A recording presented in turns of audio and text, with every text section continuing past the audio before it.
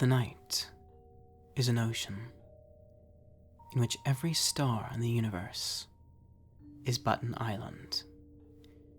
The ocean's waves lap over the earth on a 24-hour cycle. Its tides roll in and roll out at a rate of once per year, and the ocean carries things in its depths. Things you would not believe. Every so often, something meant for deeper waters finds itself beached here.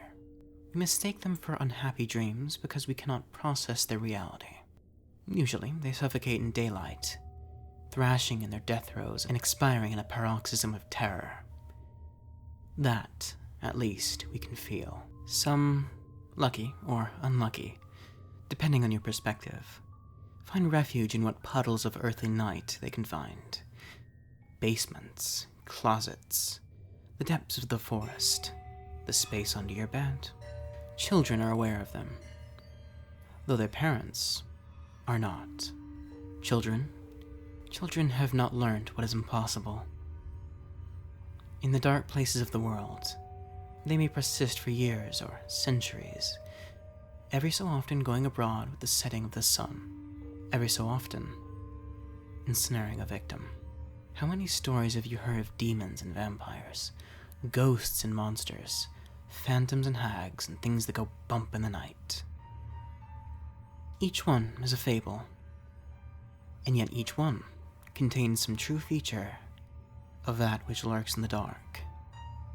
Our brains cannot process them, nor our eyes can see without light, and so we fill in the details. Our mythologies give them form, and those forms change over time. Once a troll, then a devil, now a black-eyed child. Many are the masks of nightmare. Their shapes and names evolve to fit our fashions, but they themselves remain ever the same. How many times have you seen a shadow out of the corner of your eye? One that was not there when you turned to look. How many times have you lain paralyzed in bed, certain that something was with you in the room? And how many times have you awoken from a nightmare, nigh unable to convince yourself that it wasn't real? It was real. It's always real. Every nightmare you've ever had, every half-remembered terror of your childhood, every razor-toothed, snarling-jawed, dead-eyed thing that has ever haunted your dreams is real. And it is your fortune that most of the time, they're just passing by. They can afford to be patient, for the night is ancient. The night was already ancient long before the first day. In 1 billion years before the first terrestrial life writhed out of the primordial ooze, it was already there, watching. Out of its trillion eyes, the night saw our ancestors descend from the trees. When early humans first harnessed fire, it stood just outside the warm circle of light, waiting.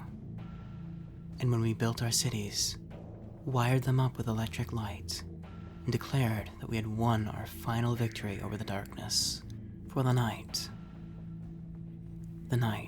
smiled silently in its infinitude.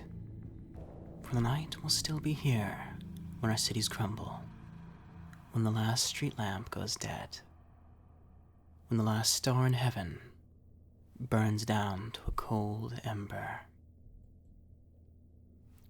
The night will win. The islands of light will each sink in their turn beneath the ocean. And when that time comes, when that dark ocean drowns the world, the night's victorious children will run rampant, gorging themselves with abandon. And it is then, and only then, that we will see the true face of nightmare.